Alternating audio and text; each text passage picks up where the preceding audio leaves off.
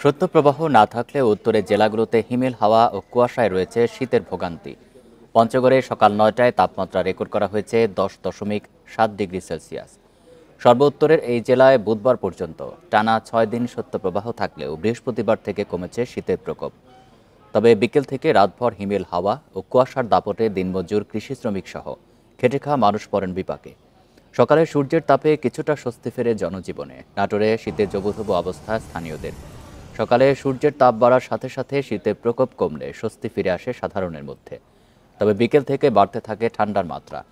মেহেরপুরে কনকনে শীতে ভোগান্তিতে ছিন্নমূল সহ নিম্ন আয়ের খেটে খাওয়া মানুষ। শৈত্যপ্রবাহ না থাকলেও ঘন কুয়াশায় বেড়েছে দুর্ভোগ।